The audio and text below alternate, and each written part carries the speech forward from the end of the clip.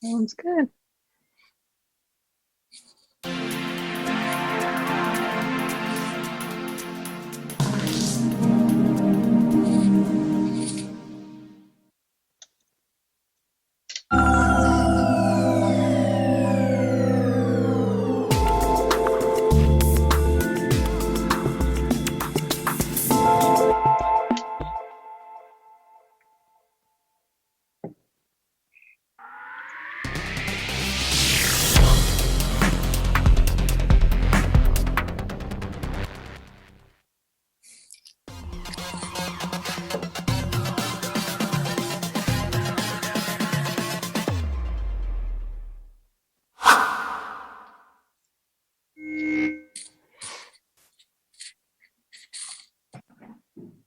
Well, welcome, and thanks for joining us today for our new knowledge session. My name is Sandy Ratliff. I'm with Virginia Community Capital, and I'm happy to be a part of this program that's been around since 2014.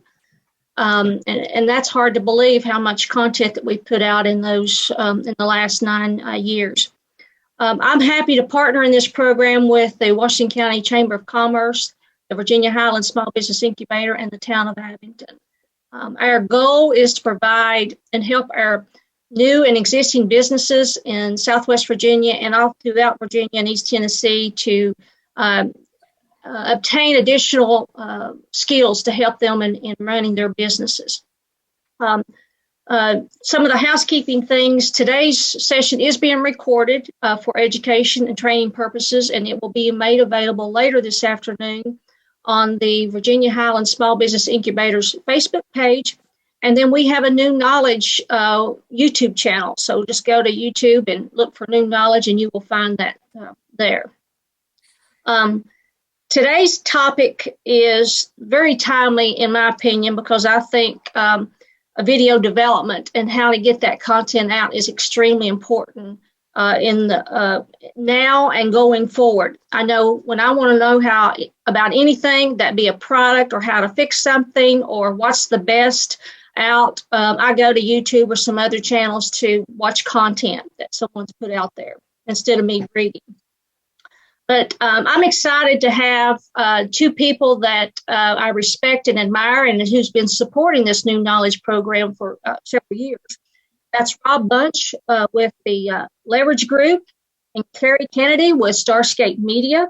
They're going to share with us today all about developing your content and how to push it out. So one of the things I want to mention that we're going to save questions and answers to the end. So if you have a question, please post those in the Q&A section or in the chat feature, and we will address those at the end of the session. So Carrie, Rob, I turn it over to you.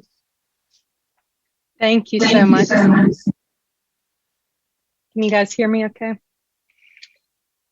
So it's great to be here. I'm grateful to be here today. Thank you to Sandy for bringing us in. And I'm so thankful that Rob's here with me today.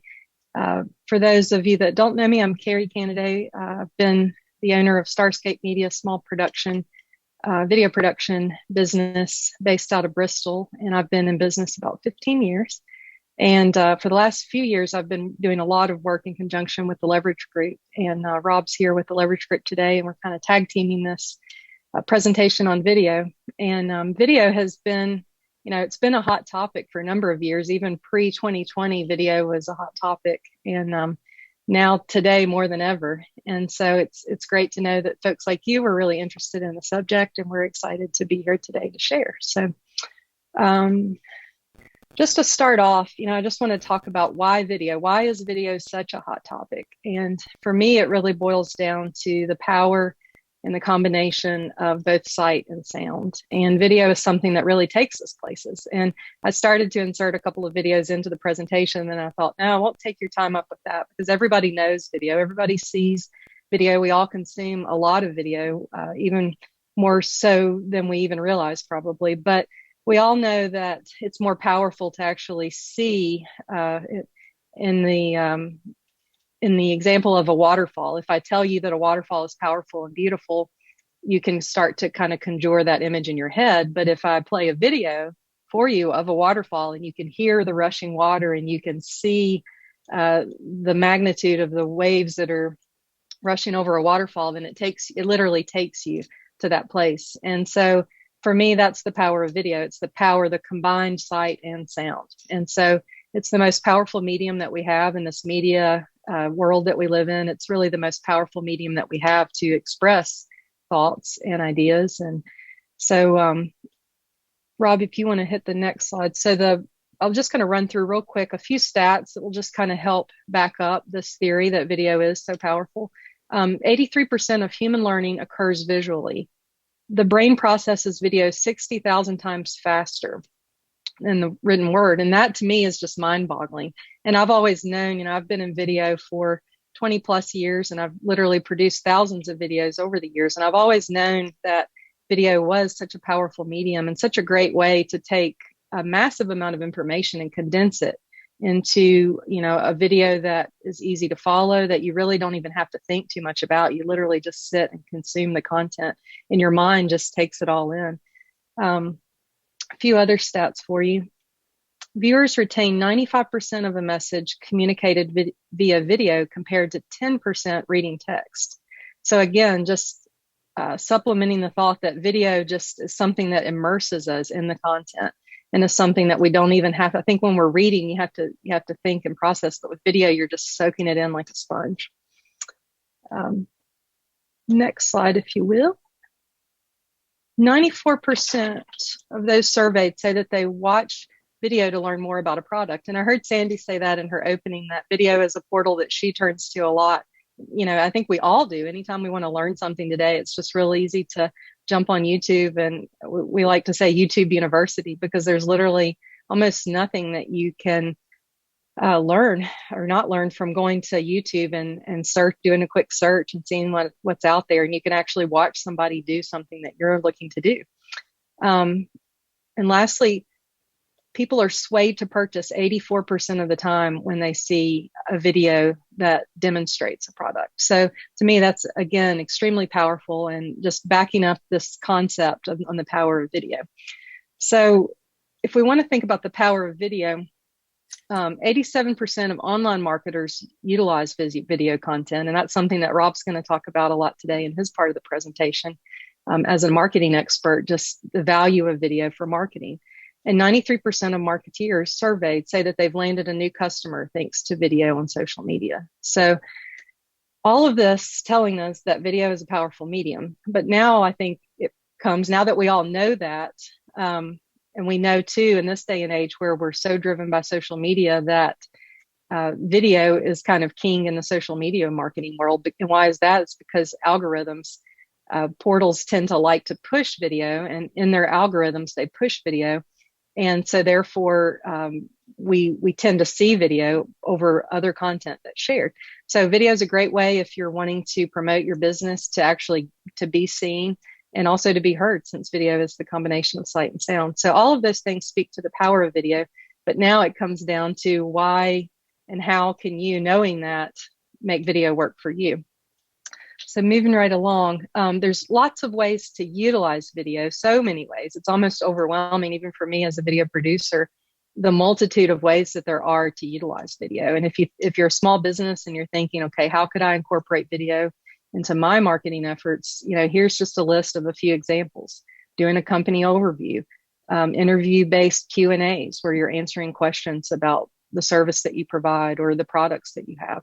Product reviews and demonstrations, kind of like those that we just talked about, that we all Google and search for on YouTube.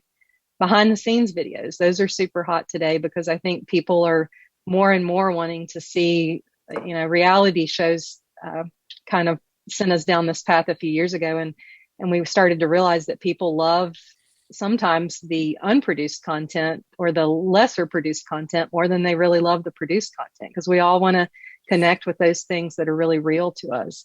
So behind the scenes videos are super popular right now. Animated and explainer videos, which you see the little thumbnail at the bottom there where it says the easiest way to influence your kids. That's an example of a little motion graphic video that's all based around little animations. And they're often called explainer videos because a lot of times that you can take a very complex concept and break it down in an explainer video that kind of animates through and takes you through that process very easily and concisely. And announcement videos. Announcement videos are a great way to draw attention to an announcement that you want to make or to a product that you're releasing into the world. So many ways to utilize video. For me, it's it's almost overwhelming, and it would be overwhelming for us today to try to talk about all the different software things that are available, all the different types of software, all the different types of hardware. There's literally a sea of opportunity out there in terms of software that you could use, or cameras that you could buy, or microphones. And I definitely want to point you in a good direction with those things today, and try to give you some tips that will help you if you're looking to buy equipment or learn how to use equipment. But I think we're running to stay today on the higher level and just help you understand the importance of video, and also the thought process that you're going to want to use if you're thinking about utilizing video in your marketing efforts. So, Carrie, before we move on, Carrie, I would ask you, what kind of tips would you give somebody in order to decide which of these videos is best to use for what they're wanting to accomplish? Okay, great question. That actually leads me into the next slide, I think, if you want to flip over. For me, I'm always expressing to clients that I think before you even begin to approach making a video, it's so easy to hear, okay, video is important. I need video. And you just want to go and create a video just so that you have video. But I think it's important to step back first and to think about, as Rob's insinuating, like what is important? What is really behind the scenes important? Why do you need a video? And I think you need to really answer the question of these three bullets here. Are you trying to get on somebody's radar? Are you trying to spark a reaction?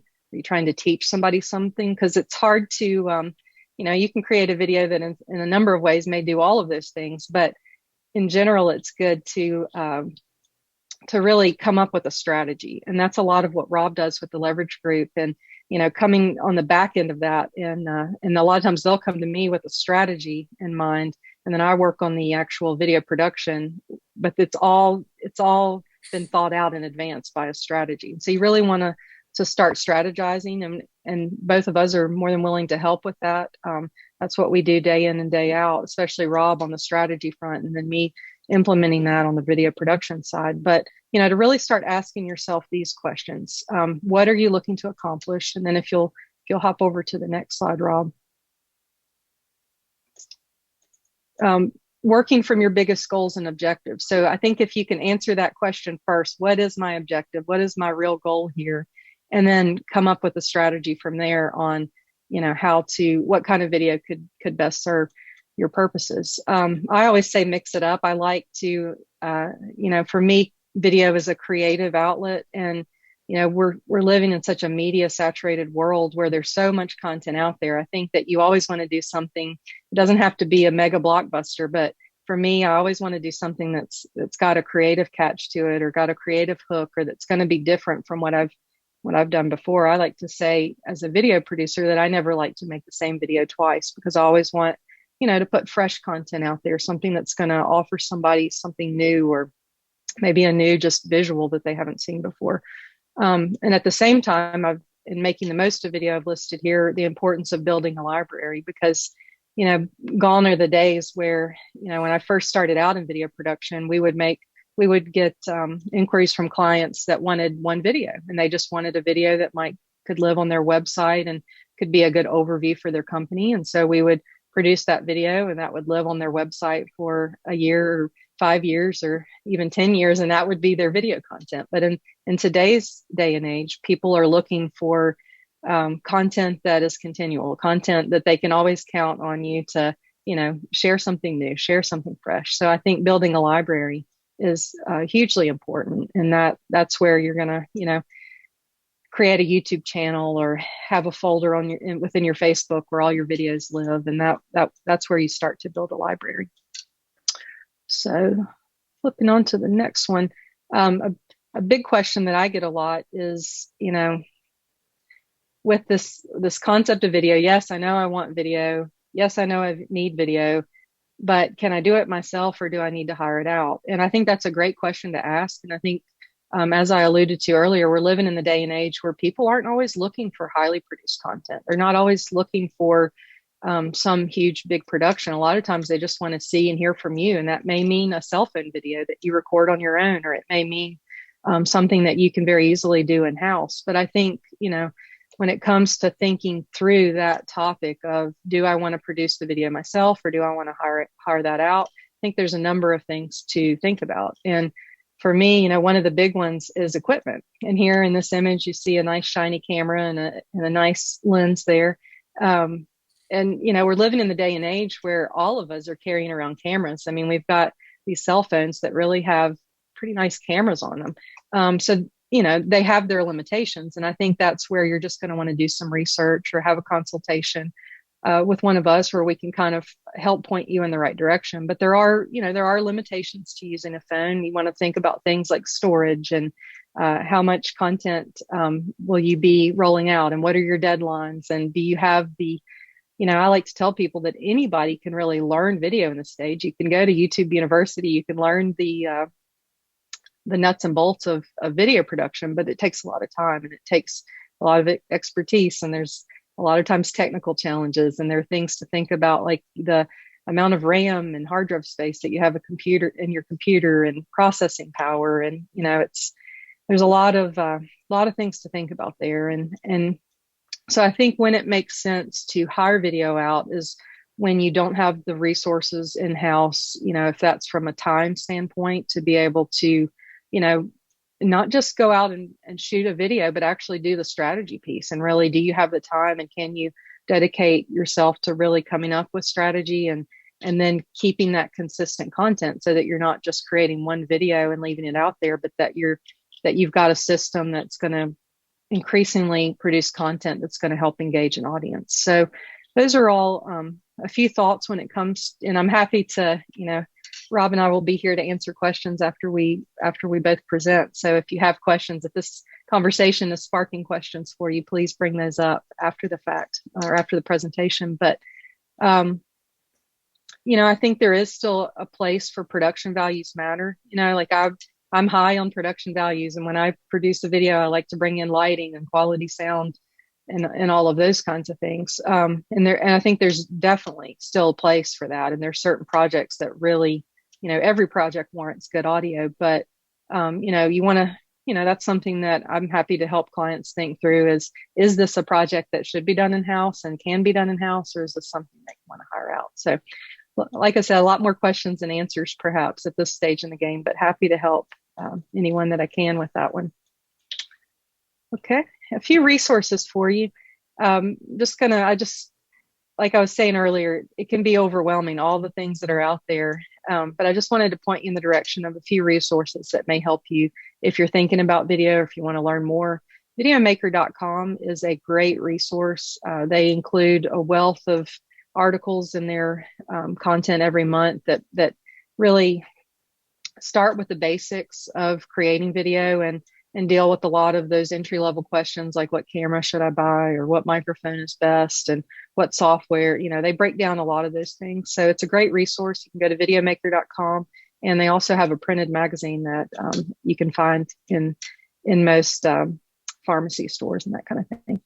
bnhphotovideo.com, I listed this one because this is, to me, a very reputable, the most reputable, I would say, dealer when it comes to video equipment. So if you're looking to purchase any video equipment, that's definitely a resource that I would point you to. That's mostly where I go to buy video equipment these days. There's a lot of places out there, but video purchases can be expensive, and there's a lot of places that aren't so reputable out there. So for me, B&H Photo Video is a great resource. And one thing I love about that particular website is they do a great job of providing you with lots of information and good descriptions about every product that you may be interested in. So if you're researching a camera, it's a great place to go, because they'll literally have a nice organized page with details and pointers and side-by-side comparisons of different pieces of equipment. So I think that's a great resource if you're wanting to learn more about video.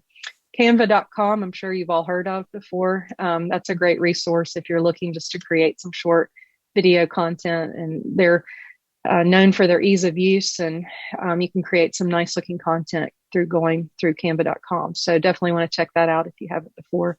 And Envato.com is another great resource where you can find things like royalty-free music. You can find a lot of elements that you may want to incorporate into a video, like stock footage and that kind of thing. So just wanted to leave you with those and to point you in those directions, and thought that might help if you are working on some video projects. So with that, Rob, I'll turn it over to you and let you handle your part of the presentation. Thank you for the slide management. No worries, not a problem. Good afternoon, everyone. Thanks for joining us today, either here live on the Zoom or wherever you may be watching later on too. We appreciate you being here. I'm going to put Sandy and Carrie on the spot here with this question and see how well they do.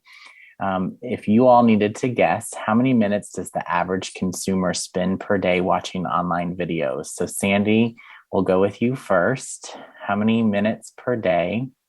But you said you will not judge me on how I answer? No, ma'am, no judging. It depends on the weekend, but probably on average, I'm using online, watching videos at night instead of cable.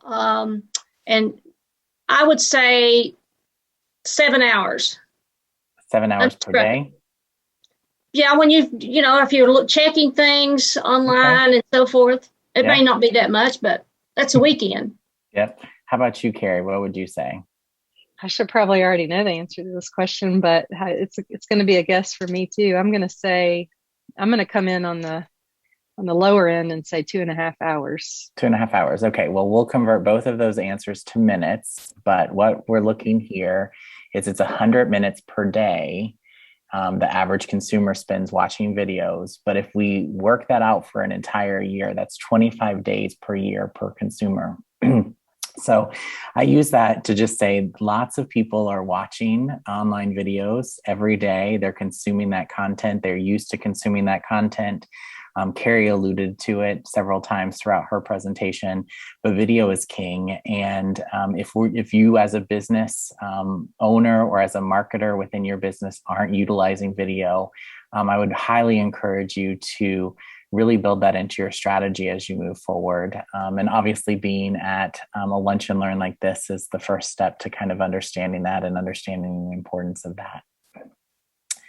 So Carrie touched a little bit on this, but obviously strategizing is such a big part of video. I think a lot of times people jump in and they get excited about the creative aspect of building videos and the blockbuster making of the videos, but they sometimes forget the strategy part of it. And so even before we pick up a camera or a microphone or build a script, we really need to be talking about what's the end goal of the video? What do we want it to accomplish? And there's really basically 5 things in the funnel that a video could accomplish. And Carrie touched on 3 of those, but really awareness. So are we building brand awareness? Are we asking people to consider our product or our services? Are we asking them to actually convert? Are we asking them to make a purchase? Are we asking them to utilize our service? Are they already currently a client and we're just creating extra content to give them that warm and fuzzies about who we are and create that loyal brand connection with us? Or are we asking them to advocate on our behalf and really kind of refer us to their friends? And what does that look like? So remember, your videos can't be everything to everyone. So there's no way that one video is going to potentially touch all 5 of these things in the funnel. So, really think about that from a strategy standpoint. And really kind of think about who's your target audience and what do we want them to do. So many times we create these great videos, but we don't have a strong call to action and we're not asking the consumer to do anything with it at the end. And that doesn't mean that that's, not a relevant video to some people. It could be, but the best videos are the ones that have a strong call to action and are asking people to take action and that we're really encouraging them to interact with our brands the way that we want them to be. The next big thing really is deciding on the platform. So we've begun to think about the strategy of what's going to be in our video, but where's that video going to live? How are we going to use that? So I wanted to share some consumer behaviors with you. These are ever changing. So these were published late last year in the fall, and I would imagine that if we were to pull numbers even today, these would be a little bit different. But this is the time that when they're on a particular platform, how much time they spend actually watching videos on those platforms. So YouTube is almost 100% of the time.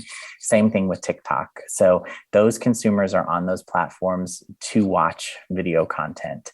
Instagram's about 51%. Facebook is 46%. Snapchat is 50%. Pinterest is about 21%. And Twitter is about 32%. So people are on these social platforms looking for video content. And remember, a lot of these platforms don't start with audio. So as you're building the strategy of your videos, know that sometimes people are going to watch your videos at night when they crawl in bed next to their significant other and they're scrolling and the other person's trying to sleep and they're watching that video with just captions or with no audio. So it may just be sight only without the sound. And so as you begin to strategize, think about that as well. All of these different platforms have different spec requirements and features. So as you are strategizing, not only is it important to think about where is this going to live, but do I need to shoot and edit this in a particular way that it could live on multiple platforms? And you need to understand what those spec requirements are. Carrie, I'm going to put you on the spot again as well, just because you're the professional on the actual production side of things. What do you think is a good length as far as producing spots for social media? I know what statistics say, but from a production standpoint, what are you seeing and what do you think best practices are there? Gosh, it's definitely getting shorter and shorter. The amount or the duration of videos that we recommend is getting shorter and shorter by the day, it seems, just because the attention spans of those watching, as you mentioned, people have a lot going on. A lot of times our mobile devices are in our hands, but we're plugged in, but we're not. So, a lot of times I'm encouraging clients to stay 2 minutes or under, and there's a lot of power in even a 10 or 15-second video a lot of times. Absolutely. So, when we're advertising on the platforms, we encourage those to be 60 seconds or under. Really 30 seconds is the sweet spot. So if you think about what we would run on broadcast television or cable television, it would be the same from an advertising standpoint in a social setting or a streaming setting. But really, anything under that 2-minute mark. And so if we have a longer story to tell, it's okay to create multiple videos to tell those stories as well. And so that's part of the strategy, is that we want to talk about, the length of the video. What we don't want to do is create a video on our phone and look down, and after we videoed it, it's, 17 minutes long. Nobody's going to, unfortunately, watch the 17 minutes. So we have to be very strategic about that up front. But again, multiple different specifications and requirements for each of these platforms. Some people require us to hold our phone this way when we're video, some require this way. So, really kind of thinking through that and understanding that is important. Create playlists and channels depending on depth of your content. We're going to talk a little bit more about this, but once you post that video out in the digital universe, it stays there. And so, as Carrie said, when she started her business a while ago, she would create one video asset for a client and would live for 5 years or so. Now we're creating multiple, but those continue to live on. So not only is that video available from 5 years ago, but the one that we made last week or earlier this week is there too. And so that library is important, and creating that where people can find that in an easy way and can interact with your brand in an easy way is really important as well. So those playlists and those channels are going to be important to you as you build out your strategy. And traditional media isn't going to be left behind. So, we talk about broadcast television and we talk about cable television, and obviously that viewership is declining, but a lot of those media companies are investing in streaming options as well. And so as we begin to cut the cord per se, and consume our television in different manners, we may not necessarily be consuming it on Fox television station at 8 to 10 o'clock at night. We may be watching that on the Fox app and streaming that later on. But the reality is that we're still able to insert advertising in those places with video, and that video is important. So, not only should we be strategizing about the content aspect of it, but the advertising side of it as well. And that's where streaming and display video advertising comes into play. And that in itself is a whole entire strategy on its own outside of building your content strategy. And so I just mentioned that to say, as you're building your content strategy, be thinking about, is this going to be organic? Is it going to be paid? What does that look like as we move forward? And we'll talk a little bit more about that here in just a few minutes. Carrie talked about selecting the type of video content. I would just kind of add to that. I included a marketing chart here where it says that 48% of people reflects that the specific products and services that they own or are interested in, they're watching videos on. So almost 50% of consumers are interacting with a product that they potentially are interested in and are ready to buy. To see the different categories. I'm not going to read through all of those now, but as you build your video, is it for educational purposes? Do we want to show a behind the scenes look at our product and our brand and who we are, our people? Sometimes our people are a big part of our brand, and we interact with a company because of the people, even sometimes more than the products and services. Interviews, not only with clients, but consumers potentially, and then also with the staff that run the company is important. Obviously, video can be entertaining. Lots of brands build their brand and build their stories based on the entertainment aspect, and they're just extremely creative about how they're selling their products and services through that entertainment aspect. And so, your voice in a video, meaning your tone and how you want to be portrayed, is a big part of the strategy. And do you want to be educational? Do you want to be more silly and fun? How do you want your brand to be recognized in that space? And it can be a combination of those things. We just would recommend that it not be all of these things all at one time in one video. Again, not one video can be everything to everybody. And then testimonials are important too. Word of mouth is important. And obviously it's still one of the greatest advertising methods around. But no greater way than to take that word of mouth and put it on a video and then share that and push that out as well.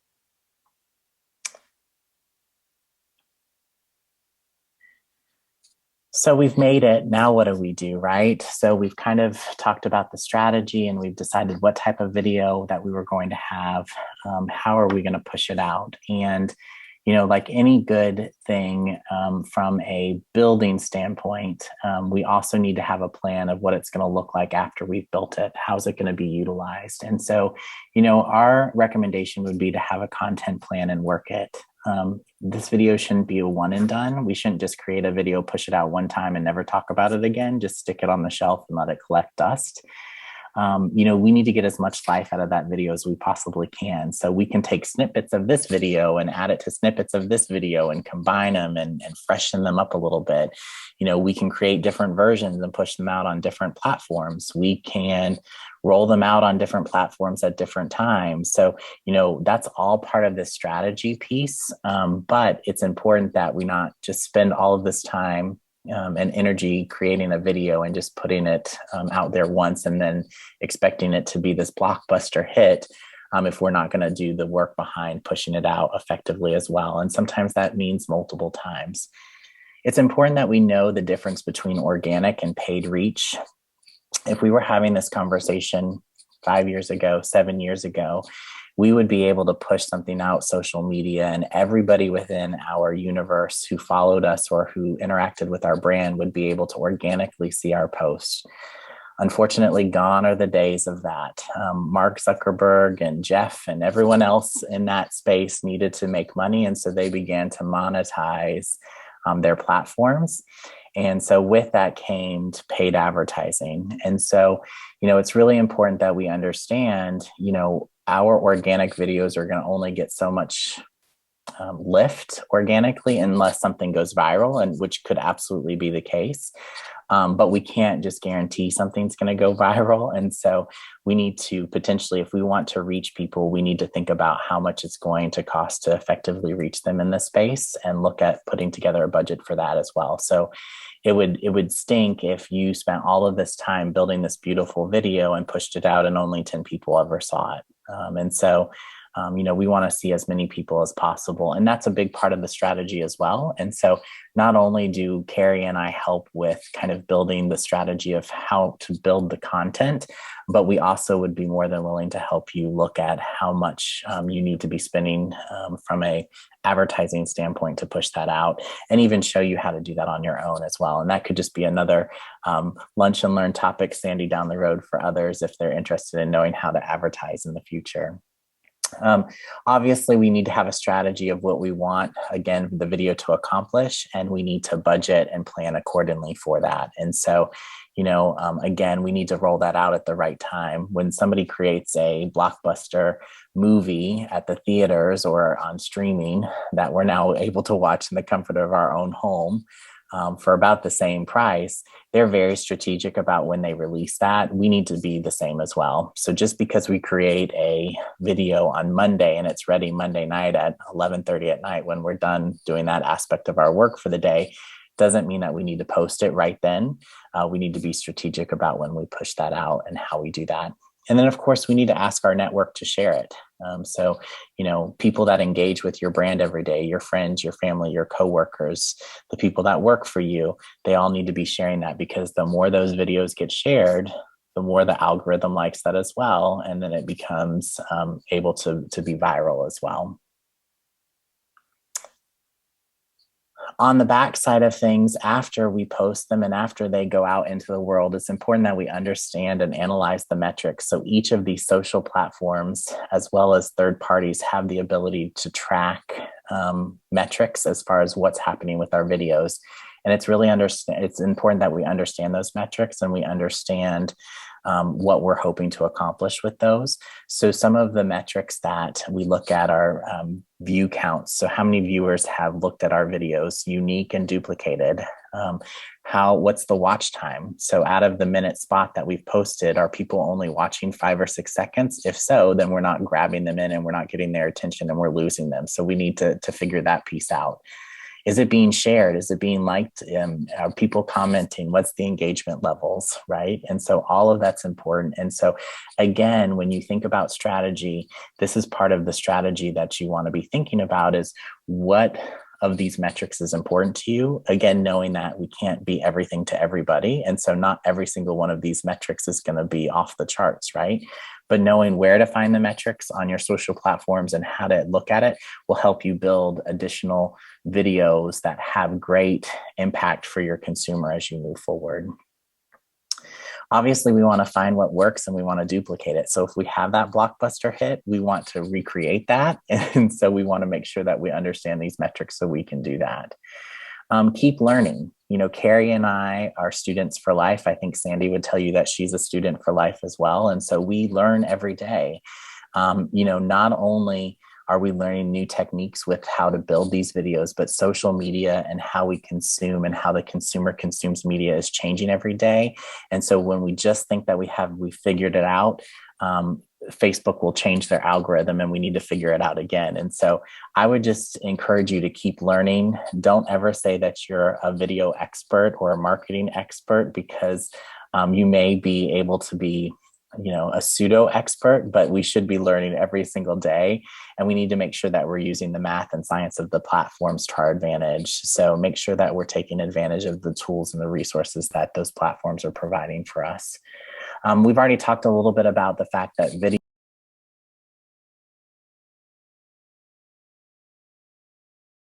remember that tagging and categorizing, posting your work is important properly. And so especially on YouTube, we need to make sure that we're tagging them with the meta tag descriptions and uploading scripts when it's important and all of those kind of things, because as people are searching for content, they're going to find you because of the way that you've tagged it on the back end. So that's really important. Carrie touched on this. I'm going to say it again because I don't think we could say it enough times on this call. Is if you don't have enough time to properly strategize, meaning understand what you're trying to accomplish with your content, build the video, push it out properly.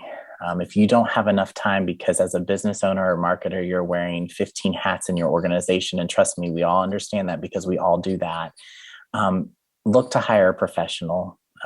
to help you with that, whether that's a contractor that can come alongside you and be a part of your team, or whether that's an agency, or whether that's a media company that you like to partner with.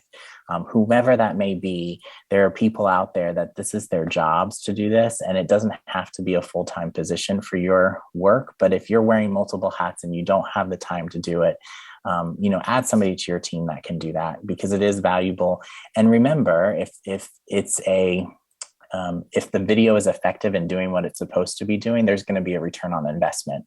So, make sure that you go into it understanding with that team member, whomever that may be, that there needs to be a return on investment, and understand that piece before you go out and hire somebody and just throw money out there as well. And at the end of the day, it's all about having fun. If you have fun in this process, and if you have fun promoting your brand in video, or educating people about your brand or your products via video, and you have fun with that, people are going to see that and they're going to want to be a part of that. And so if we're not having fun, or if it's one of those things that I got to do a video because I know that it's important, but it's one of those dreading things, then we don't need to be doing that, because that's going to be reflected in your work as well. So I say all that to say there's obviously a creative side to video making. And a lot of times people get really, really excited about that creative side because, oh, yay, I'm not able to be creative every day. And that piece is fun. But then also there's a very analytical and tactical side of things as well. And so you need to make sure that you're doing both in order to have effective videos as well. So that's our presentation for today. We know that's a lot of information, but Carrie and I would love to answer some questions if you have some for us. And Sandy, we'll turn it back over to you. Oh, I need that on my team. I keep doing that. Thank you so much to both of you. Folks, if you have a question, please post those and we'll address them. But I have a question for both of you. You've been in this business for quite a while. Can you think of 3 or 4 things that business owners fail to do why they're not successful in their marketing and video, especially video marketing campaigns? Whichever one. You can go first, Rob, if you want. Okay, I will go first, Carrie. I would tell you that there's a couple of things. I think budget is one of the biggest ones. I think that when things get tight, or when we are launching a company, or when we're worried about things, we tend to pull the marketing budget first. And I think that that could be a big issue for businesses and clients, and could really hurt them quite a bit. But with that being said, I think when we talk about budget, we don't necessarily just talk about the dollar aspect of it, Sandy. We also are talking about the time commitment to it. And so, a lot of times business owners, especially small business owners, are trying to do everything in their company, and they're trying to do, the operational side, the sales side, and the marketing side of things. And sometimes they're wearing too many hats, and we're not spending enough time and energy on a particular hat. And so, when we budget, not only do we need to be talking about the monetary side of things, but we need to be talking about, do we have enough time and energy to be able to effectively do this? I also think a lot of times we all think, and I'm guilty of this too, that we know exactly who our consumer is and what they want to consume with. And the reality is we may not know those things. And so, we make marketing decisions and we build videos thinking that, oh, it's going to be great because my consumer is going to love this. And at the end of the day, we love it because it's what we want to see, but it's not necessarily what our consumer wants to see. And so I think that's another great reminder, is we really need to understand who our consumer is, or who our target audiences are, and really kind of market to them in ways that are effective for them, and not ways that necessarily are effective for us. Just because I read the newspaper every day doesn't mean that my consumer is going to be reading the newspaper every day. Yeah, Carrie? I 100% agree. I think Rob hit the nail on the head there, and it all really comes back to strategy. And, it's so easy to say, okay, video is a hot topic, I need to make videos, but it's got to be so much bigger than that. There's got to be the strategy first. You can't put the cart before the horse. And then also it's, that flow of video, and gone are the days of making one video and then you're done. It's got to be that consistent output that we talked about earlier. Before we leave this topic, how many times a week or a month would you suggest someone pushing out some type of video on their company?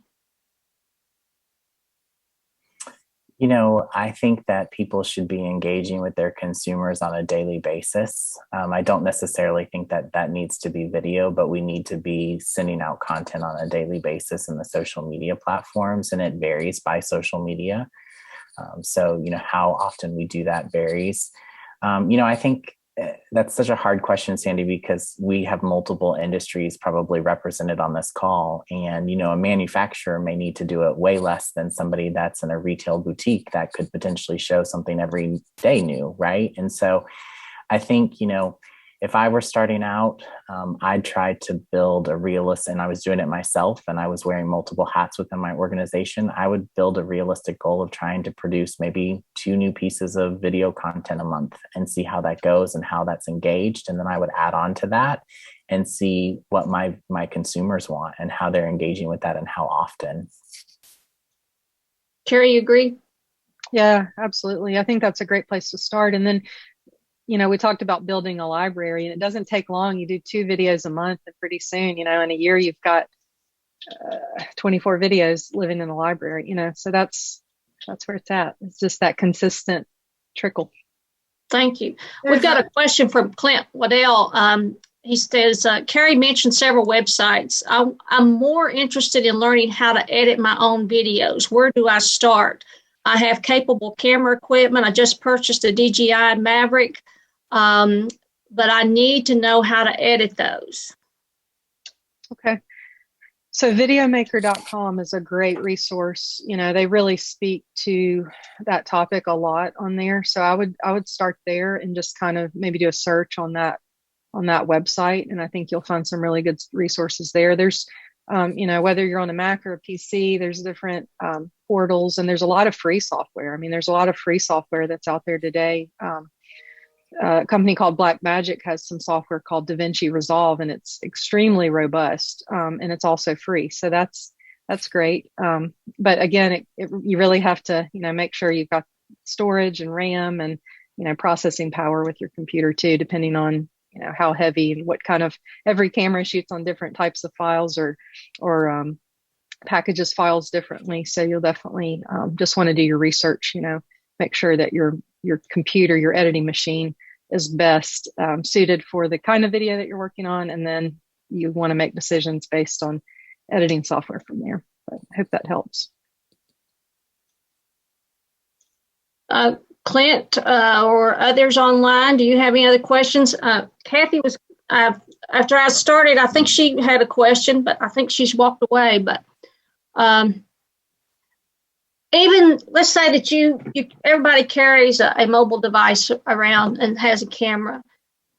Don't cringe when I ask this, but for someone starting out, would it be better to be able to put content that's appealing and looks good about their business, even if it's using something like that? If I don't have the funds to spend, a couple $1,000s or $10,000 for a mega camera, and don't forget the microphone. There's one thing to take the video, but what are you going to do to fill that? What would you suggest? Do you feel like it's more important to put content out there, or wait until I have the money to put high dollar content out? Great question. I would quickly say master the cell phone content, master just working on content. I think cell phone video in this day and age is a great place to start, because I've seen so many people in the past get so excited about video, and they get their budget together and they go out and buy all these tools.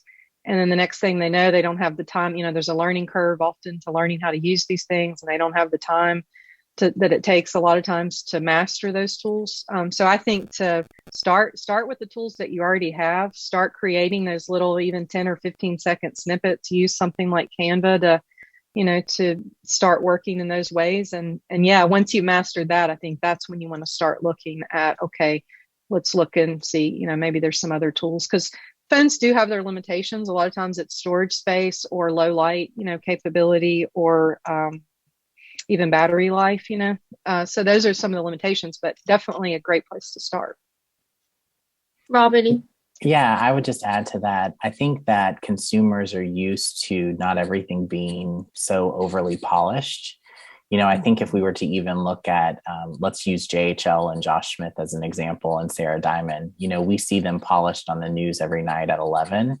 But prior to that, at 10 o'clock, they're getting on their cell phones or they're getting on their tablets, and they're telling us from a web, video standpoint, what they're working on in the newsroom that night, right? And so as consumers, we're all conditioned to be able to view videos much differently than we did 5 years ago. And so it doesn't have to be professionally polished. But I, again, and you all are going to be tired of me here saying this because I've said it 100 times today, regardless of the where and how we're taking the video, there still needs to be a strategy, right? So even if it's going to be a 15-second cell phone video, let's have a strategy and a purpose behind that. Let's not just do it to do it.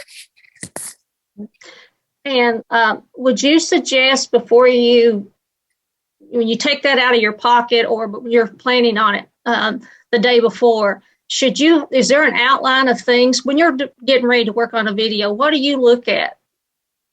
I mean, there's got to be some, an outline or some major things that you want to accomplish in that video. Yeah, so I would say, who's our target audience, and what, going back to that funnel we talked about, what's the purpose of the video? Are we creating awareness? Are we trying to sell something? What are we looking at there? What platforms we're going to be on again, is important for us to be thinking about. And so, and it wouldn't hurt to outline kind of a script and even outline kind of a storyboard, even if it's a 10 or 15-second video. This is what I'm going to say, and this is why I'm going to say it, and just kind of go through all the checks and make sure that we're hitting everything on that checklist before we push it out. Carrie, what would you say?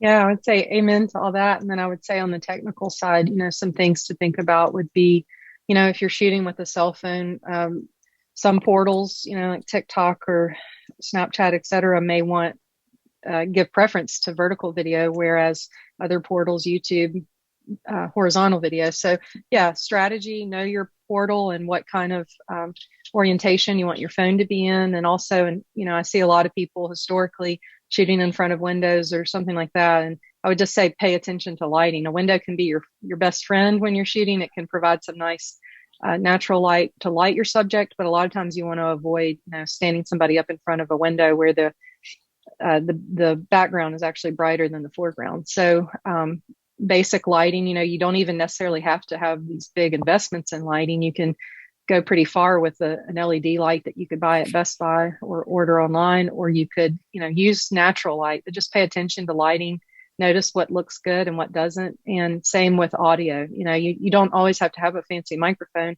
Just adding a little plug-in USB microphone can go a long ways to help your audio quality. But if you don't have a microphone, just make sure that you're not standing so far from your subject that you can't pick up clear audio, and that you want to pay attention to the surroundings and make sure you turn off the TV in the background, or make sure that you're in an environment that's quiet and suitable for recording good audio. Great. I don't see any other questions. I want to thank both of you for sharing your time, but most importantly, your expertise. We couldn't do this program without you. And I want to thank those that joined us today. I hope that you received some valuable content and you took lots of notes that you can refer back later. Just a reminder, today's session will be uploaded to the Virginia Highlands Small Business Incubators Facebook page.